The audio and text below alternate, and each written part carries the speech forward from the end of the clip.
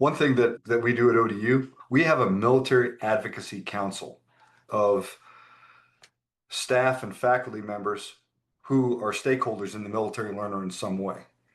So we have advising represented, both pre-admission and post-admission. We have admissions represented. We have registrar. We have Office of Finance. We have faculty. We have the Military Connection Center, our military benefits and certifications team. We have all these representatives on this council. The council's primary mission is to enhance and improve the student experience for the military learner at ODU. It's important that all those entities at a school the size of Old Dominion University, we've got an enrollment of 24,000 plus students. There can be stovepipes, offices that work independently. What we do with the Military Advocacy Council is that we break down all those stovepipes and we make it easy for people to reach out to other people in different offices to get support for this particular military learner's case or this group of military learners or something like that. What could possibly have taken weeks to resolve in the past now can take minutes to resolve because of the fact that everyone is aware of each other, everyone is collaborating with each other, everyone is communicating with each other. I would strongly recommend that if you have that large a chunk of learners, and especially military learners who have all these other conditions that no one else has to deal with, that there be some type of body at the university that represents them in some way and helps enhance and improve their status at the school or their academic journey in some way. Some schools are smaller and all those different jobs are like wrapped up into one person. My hat is off to the person that can juggle all those things, have all that knowledge. Being a one-stop shop for a military learner is incredibly difficult to do because of all the complicated benefits that are available and the hoops that you have to jump through to make things happen. It's so important to have somebody to help navigate that military learner through the system.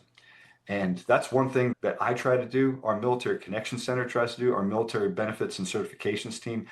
We're all kind of the frontline primary points of contact that if someone hits ODU and says, I got a military question, it's going to go to either the Military Connection Center, our military benefits team, or me.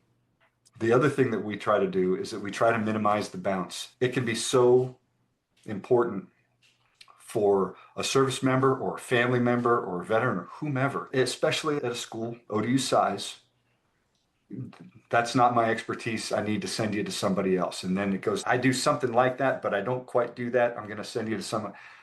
To minimize that bounce for the military learner is so important because they're suffering through a lot of stressors that most people don't have to go through. Can you imagine the stress in a service member's household who's told on Friday that on Monday he's deploying to the Middle East or she is deploying to the Middle East? The amount of stress that is on that family at that point is acute and it's real. And the last thing that they need is, oh, you have to drop your class. You have to withdraw from your class. They need to be able to reach out to one person and have that one person take the ball and run with it and help them. Most of the things at ODU, I can't do for them directly, but I usually know exactly who they need to be working with. So what I'll do is if I get a phone call or I get an email or something like that, I will make a direct introduction for that military learner with that particular advocacy council member to resolve the issue that they have. And the other thing is that when I'm going to just give one example, when the war with Iran happened, we as a council took quick action to make sure that everyone on the council knew exactly how we should be dealing with sudden withdrawals due to extended deployments, because it happens. And we had a handful of those things happen. So the Military Advocacy Council is a body that works with each other to enhance the overall experience for all military learners. It's a communication and collaboration body as much as anything else. When I first started at ODU 7 years ago, we had what was called the Military Advisory Council. They had a different mission. They met once a month and they reported out on what they were doing.